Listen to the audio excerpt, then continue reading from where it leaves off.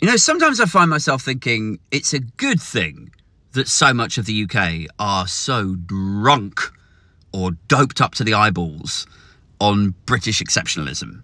You know, that mentality that, everything will be all right. You know, this is Britain. That could never happen. They would never criminalise protest. That's the thing that happens in authoritarian dictatorship. That would never happen here. Because this is Britain, old son. I think it's a good thing that so much of the UK has that mentality. Because if they were ever forced to sober up or come down off that drug, they might be forced to reckon with the cold, hard reality of just how unutterably fucked this country is. You know? Like, a lot of you have hope and optimism that if Labour get in, that things will somehow, then they'll spend money on the NHS.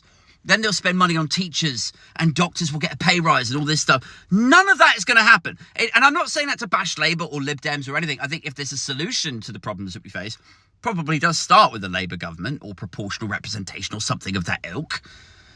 But the problems that we face, that government will just be as much of a slave to those conditions as the previous governments are. And here's the problem, is that so much of the exchequer, so much of your tax money goes towards just servicing debt. It's not even touching the hospitals or the schools or the, infrastructure that we desperately need to upgrade and repair. All of it just goes, did we borrow 150 billion last year? Oh, okay, well, I guess we better pay the interest on. That's where your fucking tax goes. And there's no, how do you dig yourself out of that without sparking growth? Growth is the only way you can do it. And you can only do that if you rejoin the single market. But neither one of the political parties is ready to say, yeah, all right, in hindsight, I guess we rejoin the EU.